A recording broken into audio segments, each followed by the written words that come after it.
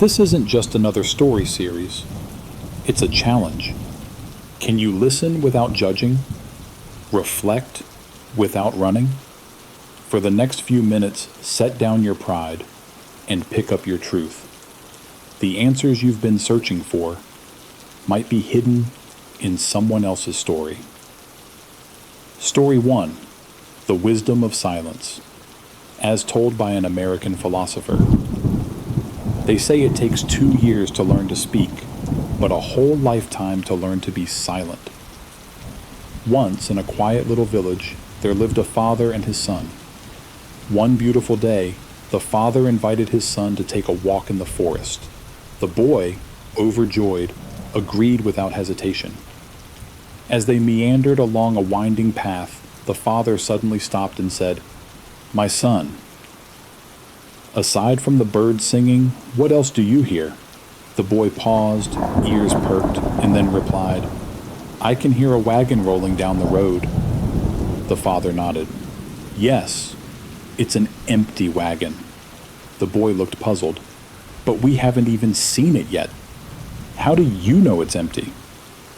The father smiled gently. "Because, my son, when a wagon is empty, it makes the loudest noise." As the boy grew older, he became a successful and wise man. And yet, every time he encountered someone loud and boastful, someone who belittled others and bragged about themselves, his father's words echoed in his mind. The emptier the wagon, the louder the noise. In today's world, people often assume that eloquence equals intelligence. They believe that those who speak well in public are inherently admired, that smooth talkers are like fish in water, thriving wherever they go. But those with true wisdom know something deeper. Speaking is a skill. Silence is a virtue. Wise people, in the face of constant change, meet life with a quiet resilience. They absorb more, handle more, and navigate difficulties with calm precision. Silence, you see, is not the absence of thought.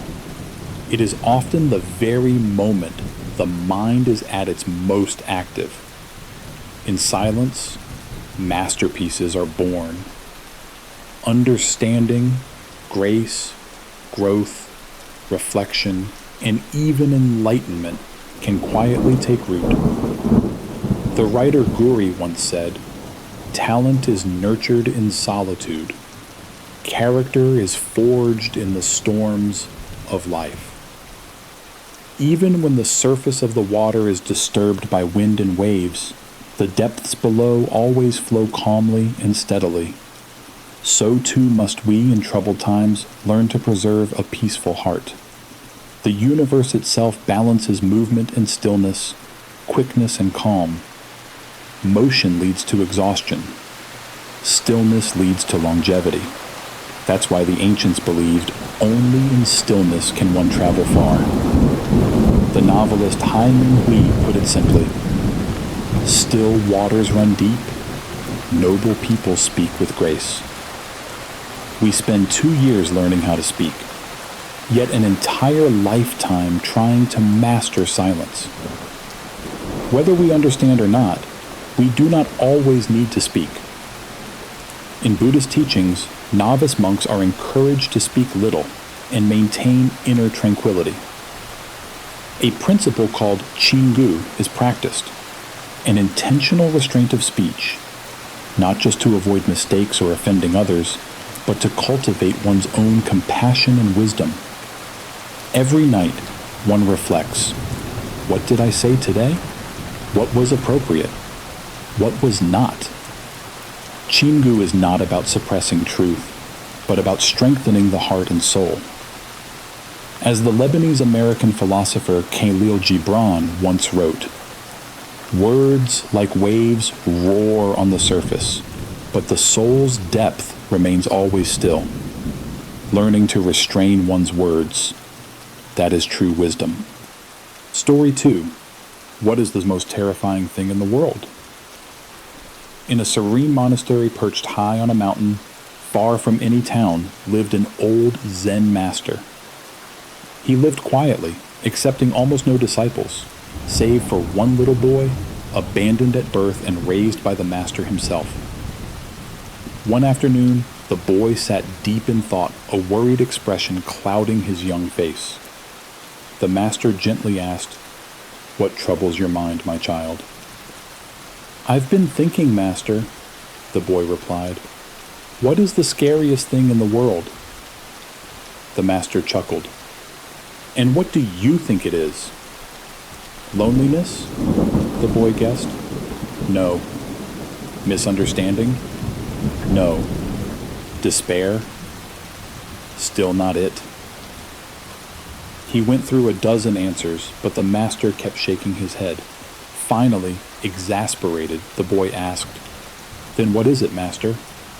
The old man smiled softly and said, "It is yourself." The boy looked up, eyes wide with a flicker of understanding, though confusion still lingered. The master continued, "All the things you mentioned, loneliness, misunderstanding, despair, they are all reflections of your inner world. They are shadows cast by your thoughts. When you convince yourself something is unbearable, it becomes unbearable. But if you choose to believe that you can overcome it, if you face it with clarity and courage, then it loses its power to frighten you." He leaned in gently. "If you fear yourself, no demon outside can scare you more." And in that moment, something clicked in the boy's heart. You see, we often fear what we've never faced. We inflate our anxieties through imagination. As Franklin D. Roosevelt once said, "The only thing we have to fear is fear itself." Many fear ghosts, but the scariest spirits are often the ones we conjure inside ourselves. Our real enemy is rarely the outside world. It's the fragile heart within. But when you conquer that, the world opens wide with possibility. Story 3. Do not judge another's life. There's a dangerous habit many of us fall into, measuring someone else's happiness with our own ruler and deciding they are lacking. Once, a young couple in England visited a jewelry store before their wedding. The man, low on money, bought a modest ring, just $130 without a diamond. As the woman tried it on, a store clerk sneered to a coworker, "Can you believe someone would buy this as an engagement ring? How pathetic." The young woman overheard. She calmly said, "The true value of a ring lies in the love behind it, not the price tag.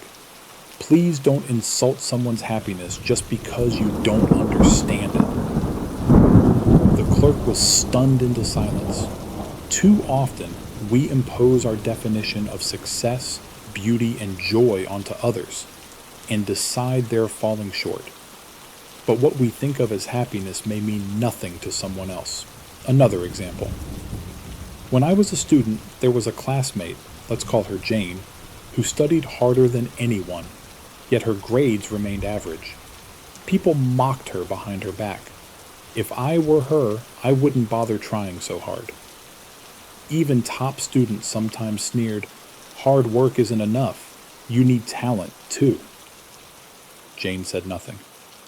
But one day, when a classmate ridiculed her efforts to her face, she stood up, looked him in the eye, and said, "Do I owe you an explanation for trying my best?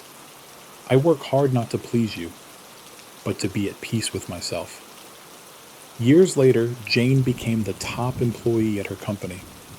She never forgot what it meant to respect another's journey, and I, having seen it all, learned to never again judge another's life. Because in truth, to impose your standards on someone else is the greatest form of arrogance. Refraining from judgment is self-cultivation. Not caring about being judged, that's spiritual strength. Story 4. Intelligence cannot compensate for a lack of integrity. On a talk show, A famous young entrepreneur was asked, "What is the most important trait for success?"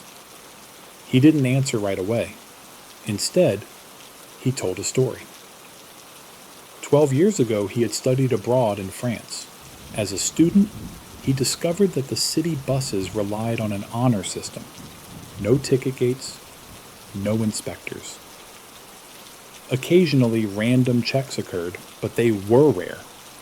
He calculated that the chance of being caught fare dodging was 3 in 10,000, so he started riding for free. He told himself, "I'm poor. I'm saving money." 4 years passed. He graduated with honors, applied to major global companies, and aced every interview. But oddly, each company rejected him days later. Finally, he asked one HR manager why. The answer stunned him. "We were impressed with your education and experience. Truly, you were the ideal candidate. But in reviewing your credit history, we noticed 3 citations for fare evasion on public transport." He protested, "But that's such a small thing." The manager replied, "Not to us. The first time, you were forgiven because you were new.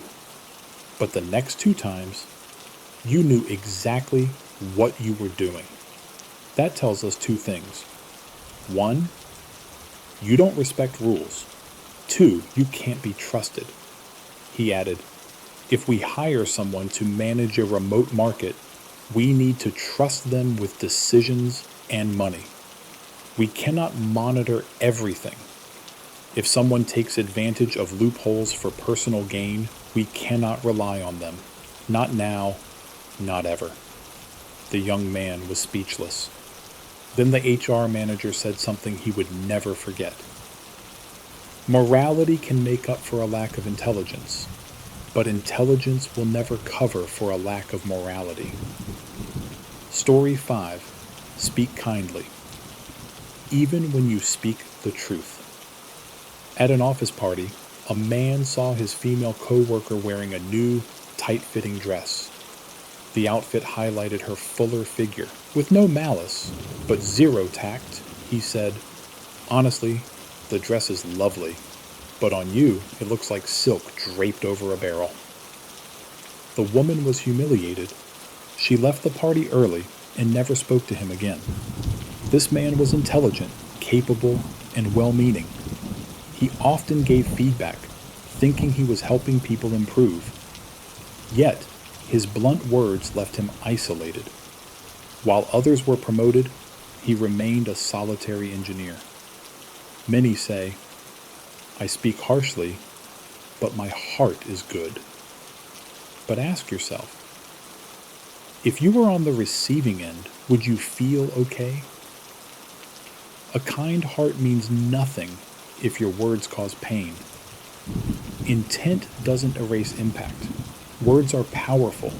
Criticism is an art. If done with care, it uplifts. If done carelessly, it destroys. There is a Chinese fable of Yanzi, a minister who once criticized a king by first listing the faults of someone else. He redirected the blame so the king could reflect without feeling attacked. In the end, the king accepted the critique and changed course. Had Yanzi been direct, he might have been executed. Instead, he showed that the way we speak the truth matters just as much as the truth itself. The ancients said, "Roll your tongue 7 times before speaking." It's not about repression, it's about grace. Because once words leave your lips, they cannot be taken back. Story 6. Right or wrong? It depends on the heart. There's an old Eastern parable about a father and son traveling with their donkey. At first, they both rode the animal. A passerby scoffed, "Such cruelty! 2 grown men riding a poor beast." So the father dismounted, letting the son ride alone. Another man passed and said, "Look at that selfish child, letting his old father walk." So they switched. Father riding, son walking. Yet someone else pointed and said, "What kind of father lets his boy suffer while he rides in comfort?" Now exasperated, they both dismounted and walked alongside the donkey. That's when someone laughed aloud. "How foolish! A donkey with no one riding it. What a waste!" The father said, "No matter what they did, someone always had something to say. So what is right? What is wrong? Perhaps it depends on the heart of the beholder. A narrow-minded person will always find fault, but a compassionate soul will see goodness in everything. Seeing both ride the donkey, he'd say, 'What a loyal beast, carrying 2 lives.' Seeing only the son ride, he'd say, 'How noble the father, walking for his child's comfort.' Seeing only the father ride, he'd say, 'That boy respects his elders.' Seeing both walk, he'd say, 'They spare the animal out of kindness.' What's right or wrong often reflects the lens through which we see the world. And a generous heart always sees more light than shadow." Story 7. Be like water and nothing can stop you. A young man, betrayed by his closest friend and stripped of everything, stood at the edge of a river, ready to end his life. Near by an old sage sat by the water, calmly watching its flow. The young man poured out his heartbreak. The sage listened, then led him to his home and asked him to retrieve a block of ice from the cellar. "Now try to split it," the sage instructed. The man struck it with an axe, but the ice barely cracked. "Too hard," he muttered. The sage then placed the ice in a pot over fire. As it melted, he asked, "What have you learned?" "That my method was wrong," the young man replied. The sage shook his head. "Look again. Ice is just water in a rigid state, but under heat it flows freely." Then he said, "Let me teach you the 7 states of the successful soul, just like water. Resilience. Ice is strong. The harshest cold makes it tougher. So too, true strength is forged in adversity. Unity. Steam is invisible, but when gathered, it powers engines. Together, small forces become mighty. Purity. Water cleanses everything without judgment. It accepts all, transforms all, and becomes clearer through the process. Flexibility. Water flows around obstacles, never breaking but slowly wearing down stone. Gentleness can overcome hardness. Adaptability. Water rises to the clouds or sinks into the earth. It fits every container, every circumstance. Humility. It nourishes all yet demands nothing. It supports life, asking for no praise. Detachment. It appears and vanishes, falls and rises, never clinging, always free. The young man bowed in gratitude, realizing, to succeed in life, one must learn to be like water. Story 8. Who is truly happy? In a quiet farmhouse, a buffalo and a dog lived under the same roof. Each day, the buffalo labored in the fields from dawn to dusk. The dog lounged at the gate, guarding the house. One evening, exhausted, the buffalo lay down and sighed. "Lucky you. No work, just rest all day." The dog, tail wagging, replied, "You think I have it easy? You toil under the sun. Yes, but you sleep soundly at night. Me? I must stay alert even in slumber. If anything goes missing, it's my head on the line." They both sat silently, thinking. Just then, a bird chirped overhead. You too think I'm the lucky one, right? Free in the sky? But I spend every day hunting for food, avoiding predators. One wrong move, and I die." She flapped her wings. "At least you have shelter, safety, and regular meals." The buffalo and dog looked at each other, and in that moment, they understood. Everyone carries their own burden. No one's life is free from hardship. We often envy others, unaware they too face struggles. Ironically, someone out there is likely admiring your life. The secret to happiness? Simplicity and gratitude.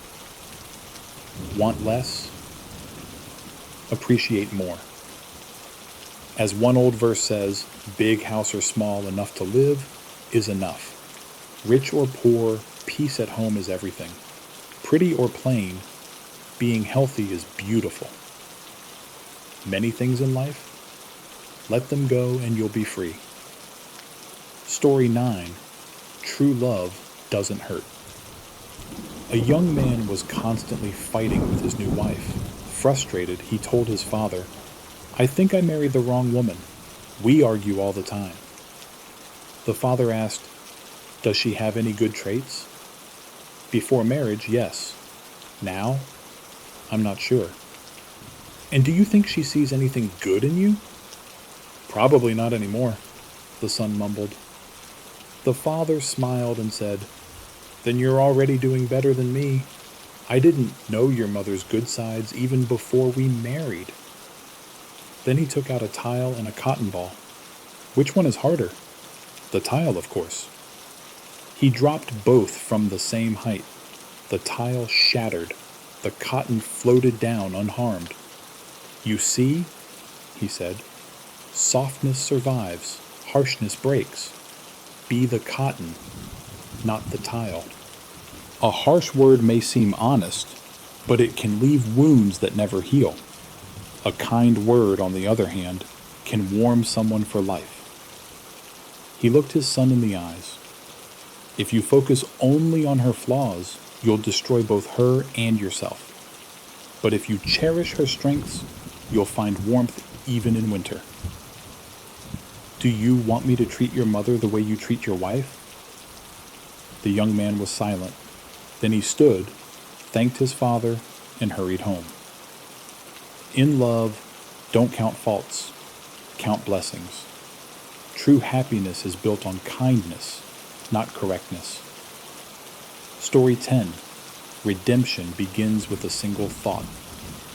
Long ago, in a small mountain village, lived a feared man named Tron Trung Han. Orphaned young, raised without guidance, he became a brute, demanding food, bullying others, stealing what he pleased. One day, he visited a poor couple who fed him their only rooster, but he noticed a hen with chicks and decided to stay another day to eat her too.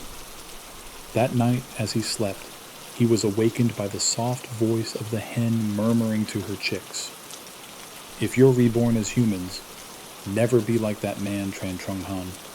He's done terrible things and will face retribution soon." The man sat up, stunned.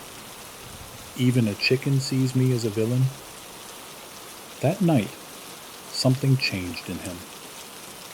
Ashamed, he left the next morning and asked where he might find redemption.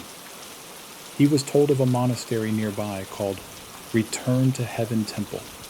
He climbed the mountain and begged to become a monk. The head monk agreed, only if he could fast for 7 days without food or drink.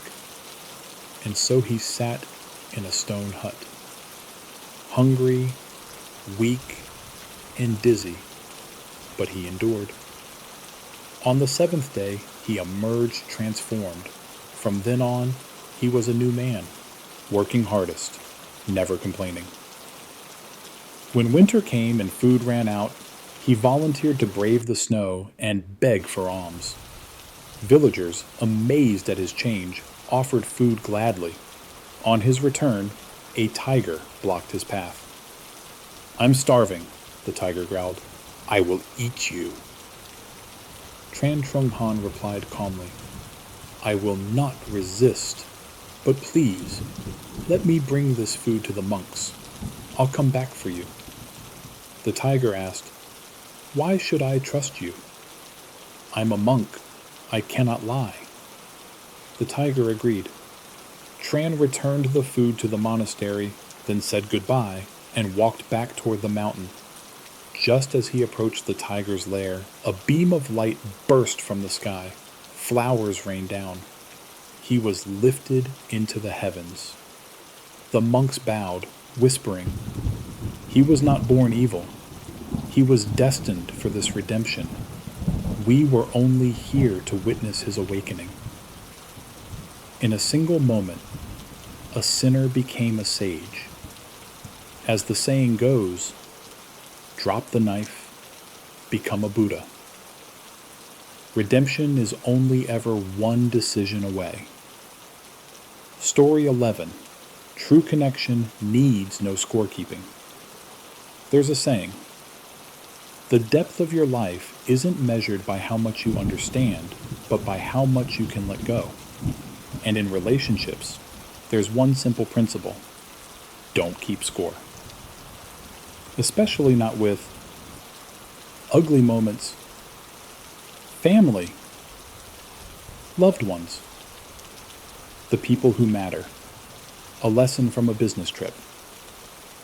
One summer I was heading to the airport with a colleague when a man jumped in front of our cab, claiming we hit him, though clearly we hadn't. He flopped on the ground, refusing to move. My colleague wanted to argue, but I held him back. Let the driver handle it. We've got a flight to catch. Later, my colleague grumbled, that guy was outrageous. I said, some battles cost too much, even if you win. Letting go isn't surrender. It's knowing your energy is better spent elsewhere. A lesson from family. I had a distant relative who fought with his parents over everything, from career choices to daily chores. He eventually left home with a vow never to return. But when times got hard, his mother quietly sent him money and called to ask if he was okay. She never brought up the past, never held a grudge. He wept, because despite his bitterness, his family chose love over pride. A lesson from love. A friend once told me her boyfriend never argued with her, even when she was clearly in the wrong. He always says sorry first, she said, not because he's weak, but because he loves me more than he loves being right. And in that, I saw the essence of lasting connection. Don't try to win. Try to understand. Story 12. Integrity is wealth. Mike's father worked at a stock exchange, a humble man earning just enough to get by. They didn't own a car. Half his salary went to medicine, the other to help relatives. One year, a big raffle was held in their town. First prize, a brand new car. And to everyone's shock, Mike's father won. That day, Mike watched his father drive the prize car through town. He wanted to jump in, share the joy, but his father stopped him. Give me some space, Vili, he said. I need to think. Mike was hurt. But later, his mother explained, your father is weighing something deeper than money. He's weighing his conscience. It turned out the winning ticket wasn't entirely his. He'd bought 2 tickets, one for himself, one for his boss, who had absent-mindedly agreed when offered. Mike was furious. His boss is already rich. He won't miss this. But his mother replied, that's not for us to decide. Right is right. That night, Mike saw his father place a phone call. The next day, his boss came and quietly took the car away. Years later, when Mike bought his own car, he finally understood. He said, The richest moment in my family's life wasn't when we had a car. It was when my father chose integrity over gain. Because in the end, wealth fades, but honor doesn't. Story 13. The invisible power of gentleness. He was brilliant, efficient, hardworking. But he was alone. At work, his colleagues avoided him. His advice, though helpful, often came wrapped in sarcasm or blunt truth. At a company year-end party, he told a female coworker, "That dress is nice, but on you, it looks like velvet on a barrel." She turned red with embarrassment and left the party. Though his heart meant well, his words cut, and so he remained just a skilled worker, while others rose into leadership. Intent doesn't excuse impact. As the old saying goes, better to speak with honey than with vinegar. Even a helpful truth, when poorly delivered, becomes poison. And so, while he mastered his craft, he failed to master humanity. The soft skill that unlocks all doors. Story 14. The strength of gentle speech. In ancient Qi state, there lived a minister named Yan Zi. One day, a falcon trainer lost a prized bird. The king, furious, ordered the man beheaded. Yan Zi quickly intervened. "Your Majesty," he said, "this man has 3 serious crimes. First, he lost the bird. Second, his failure made the king so angry he's about to kill over a falcon. Third, this act will let every noble in the land know that His Majesty values birds over human life." The king blushed. He canceled the execution. Yan Zi saved a life, not with defiance, but with grace. Had he spoken with accusation, he might have lost his head. But by guiding the king toward reflection, he became a master of both truth and diplomacy. This is the art of critique. Not to hurt, but to help. Not to shame, but to awaken. Story 15. Right or wrong. It's not always absolute. A father and son once traveled with their donkey. Some said, "2 people on 1 donkey? Cruel." So the father dismounted. Then others said, "Look at that lazy boy, letting his old man walk." So they switched. Then people said, "Shameful father, riding while the boy walks." So they both walked. Then someone laughed, "Idiots! A donkey without a rider?" And so, no matter what they did, someone had something to say. The lesson? Don't bend with every opinion. Don't chase everyone's approval. Because in a world of noise, the only voice that matters is the one inside you. Story 16.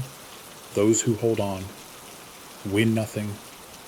Those who let go gain everything.